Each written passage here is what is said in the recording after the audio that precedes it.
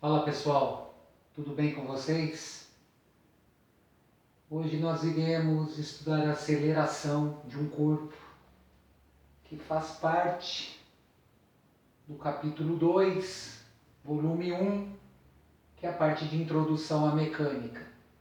Bom, o assunto abordado ele está entre as páginas 41 e 43 e corresponde à semana de 13 a 17 de abril. Vamos lá. Nos saltos de base jump, uma modalidade de esporte radical, o atleta pode abandonar a plataforma de salto com uma velocidade V adquirida em uma breve corrida. Em pouco tempo, durante sua queda livre, adquire grande velocidade vertical para baixo e logo abre seu paraquedas, reduzindo sua velocidade. Nos movimentos verticais, na queda livre ou nos lançamentos para cima, podemos constatar que a velocidade dos corpos pode variar ao longo do tempo. Então, já começamos a entender a coisa aqui. Nós estamos relacionando uma variação de velocidade com uma variação de tempo. No salto de base jump, por exemplo, a velocidade do atleta aumenta de modo constante até abrir o paraquedas. Como consequência, em cada intervalo de tempo, o atleta fica mais rápido e percorre distâncias verticais maiores. Entretanto, ao arremessar uma bola para cima, ela também está sujeita a uma aceleração, mas nesse caso, a aceleração retarda seu movimento até pará-la. Observe. No caso do salto de base jump, conforme o tempo vai passando, devido à ação da aceleração da gravidade sobre o corpo do atleta, a distância percorrida por ele vai aumentando cada vez mais, né? Lógico, isso antes de abrir o paraquedas nesse ponto aqui. Essa distância vai aumentando porque a aceleração faz com que essa velocidade aumente. Então observe, para intervalos de tempos iguais, o atleta percorre distâncias cada vez maiores em virtude do aumento da velocidade. Portanto, quando eu lanço essa bolinha para cima, a velocidade de lançamento dessa bola vai determinar a altura máxima que ela alcança, porque existe uma força que é a mesma que é aplicada no corpo do atleta, que é a aceleração da gravidade. Então, se a força que eu aplico nessa bola ela não for suficiente para vencer essa aceleração da gravidade aqui, essa aceleração vai fazer com que essa velocidade vá diminuindo no decorrer da trajetória vertical para cima. Até a hora que essa velocidade zera num ponto qualquer e a força gravitacional devida a essa aceleração traz o corpo de volta para a superfície de lançamento. Bom, então vamos definir a aceleração escalar média.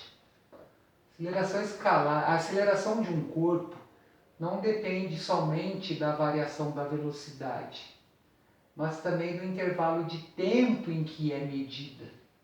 Neste caso, a aceleração escalar média é definida como a rapidez média com que essa velocidade se altera.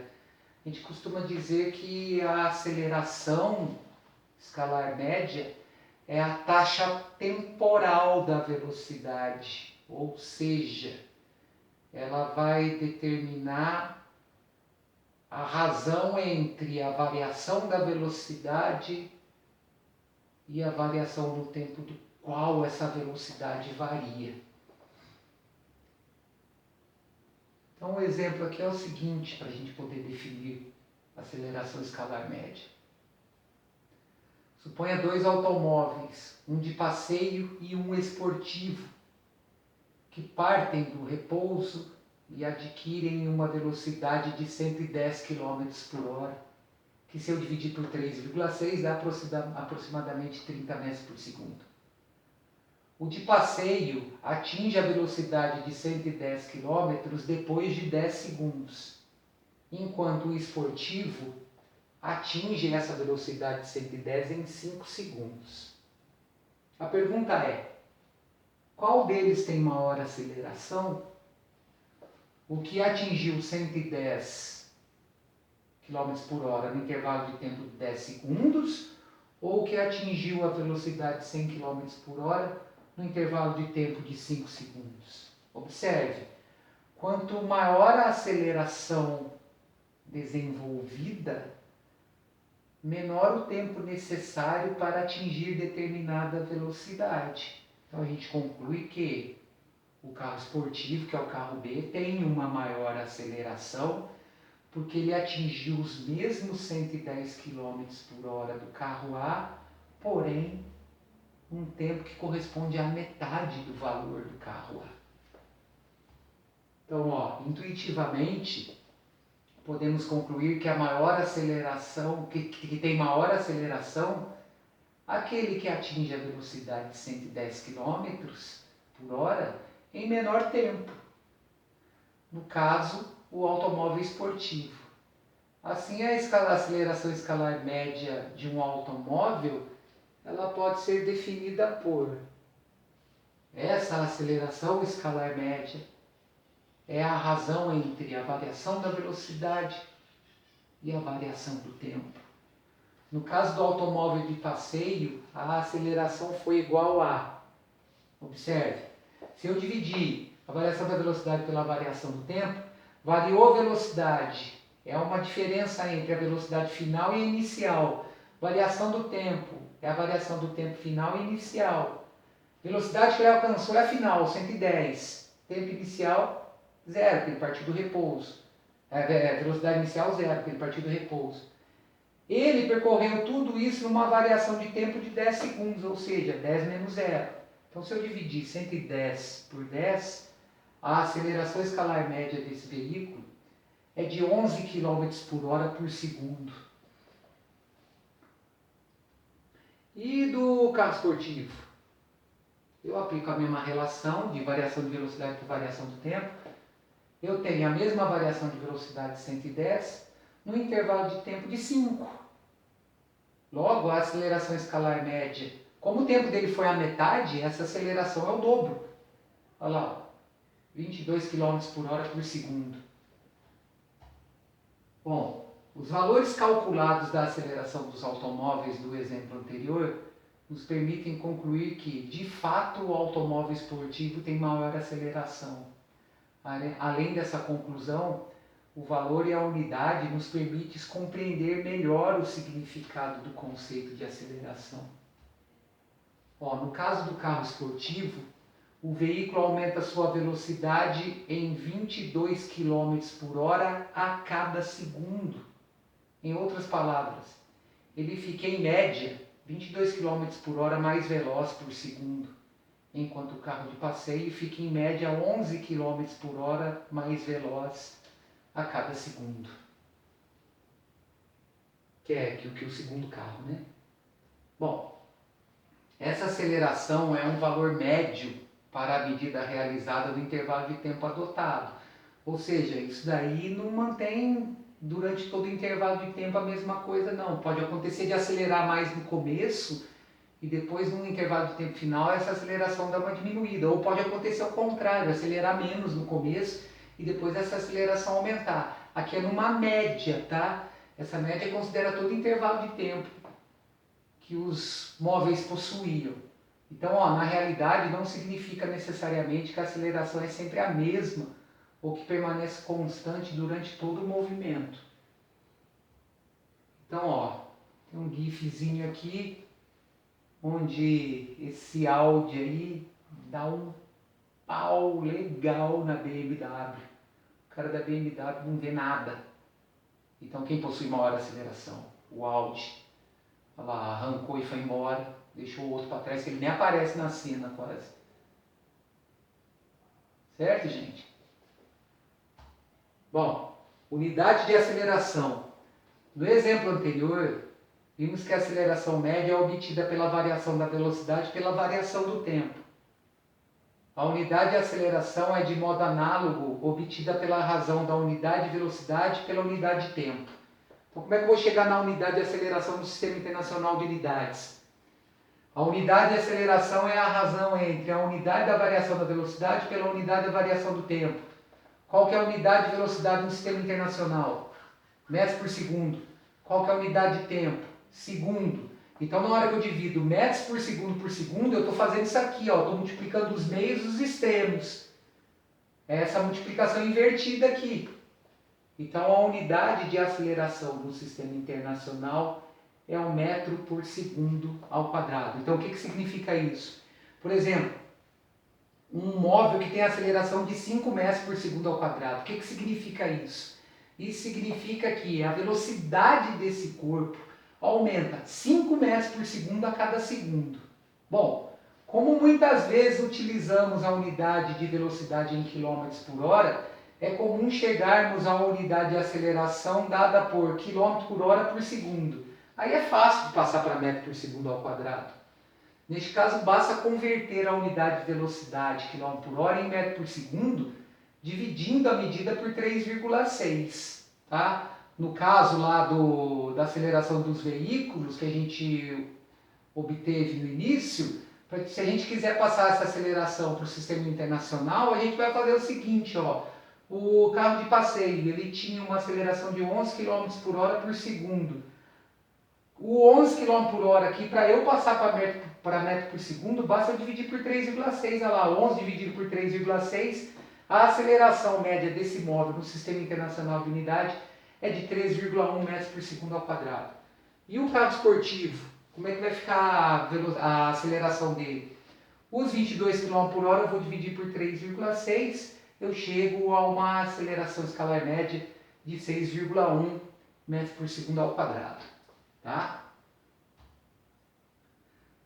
Um outro tipo de aceleração que a gente vai usar muito, principalmente na hora de trabalhar com dinâmica, com forças, é a aceleração centrípeta. No estudo da aceleração, a gente relaciona a aceleração à variação de velocidade de um corpo, mas a aceleração ela também pode ser responsável pela mudança de trajetória de um corpo, tá?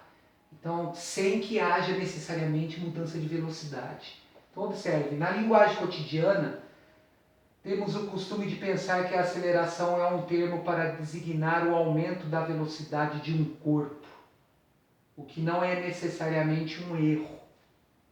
Mas na física, o termo aceleração é mais amplo e indica que o vetor velocidade tem alteração, seja no seu módulo, que é o valor que pode aumentar ou diminuir, né, acelerando ou freando um corpo, seja na sua direção. Então, ó, quando a aceleração de um corpo está na mesma direção da velocidade, a aceleração vai aumentar ou reduzir o módulo da velocidade. E por isso é também chamada de aceleração tangencial. A aceleração escalar vista anteriormente é uma aceleração tangencial. Então observe nessa figura aqui, ó, depois, na próxima figura, perdão, quando o vetor velocidade e o vetor aceleração têm o mesmo sentido, o corpo é acelerado. Quando o vetor velocidade e o vetor aceleração têm sentidos contrários, o corpo é desacelerado, que na linguagem física, o corpo desacelerado ele está num movimento retardado. Tá? Então observem o seguinte, ó. No caso do movimento acelerado, tanto a aceleração quanto a velocidade elas têm a mesma direção, ó, direção horizontal, e o mesmo sentido, no caso aqui para a direita. Então essa aceleração é responsável em aumentar a velocidade desse corpo na trajetória. No caso de um movimento onde a velocidade é diminuída, ou seja, onde ele desacelera, que está relacionado a um movimento retardado. Tanto a aceleração como a velocidade têm a mesma direção, elas são horizontais. Porém, o sentido da aceleração aqui é contrário do sentido da velocidade. Essa aceleração faz com que a velocidade do corpo diminua nessa trajetória. Nos dois casos, a aceleração é tangencial ou escalar. Essa aceleração ela é responsável em aumentar ou diminuir a velocidade do corpo. Entretanto, o vetor velocidade é definido por módulo, direção e sentido. Por quê? Porque velocidade é uma grandeza vetorial. Quando a aceleração altera apenas a direção do movimento, sem mudar o módulo da velocidade, essa aceleração é chamada de aceleração centrípeta. A aceleração centrípeta, portanto, é responsável por fazer com que o corpo descreva uma trajetória curvilínea, ou seja, a aceleração centrípeta é responsável por mudar a trajetória do corpo num determinado momento. Então, o corpo ela é responsável por ajudar o corpo a fazer curva, vamos colocar assim. Então, observem, ó. No caso da aceleração centrípeta, essa aceleração centrípeta ela só vai aparecer no corpo quando esse corpo estiver realizando uma trajetória curvilínea. Essa aceleração aqui ela é responsável por manter o meu corpo na trajetória curvilínea. Então, ó, num movimento curvilíneo, essa aceleração centrípeta é sempre diferente de zero. Num movimento retilíneo, ou seja, esse corpo não vai fazer curva, ele vai sempre percorrer em linha reta, a aceleração centrípeta é nula, ela não vai aparecer. Ela não é responsável por fazer o corpo realizar uma trajetória curvilínea, então ela não tem a necessidade de aparecer. Então, ó, a aceleração centrípeta é um vetor sempre perpendicular ao vetor velocidade. Seu sentido é definido para o centro da curva, daí seu nome centrípeta. E seu módulo é obtido pela relação. A aceleração centrípeta é a velocidade do corpo ao quadrado dividido pelo raio da trajetória curvilínea. Então, observem o seguinte: todo objeto que realiza um movimento curvilíneo está sob a ação de uma aceleração centrípeta, que é diretamente proporcional ao quadrado da velocidade e inversamente proporcional ao raio. Então, toda vez que a gente for calcular a aceleração centrípeta, nós vamos relacionar a velocidade ao quadrado com o raio. A aceleração escalar não, é a razão entre a velocidade e o tempo, tá? Então, tem uma animação aqui que mostra a representação da aceleração centrípeta, no caso aí de um satélite orbitando a Terra. Ele vai sempre manter essa velocidade v constante e essa aceleração aqui apontada para o centro, ela sempre tem que ter o mesmo valor, tá? Devido o raio da órbita não variar e essa velocidade ser constante. Bom, o que nós vamos fazer agora? No próximo vídeo nosso, eu vou resolver as atividades relacionadas a esse assunto, tá? Então até daqui a pouco.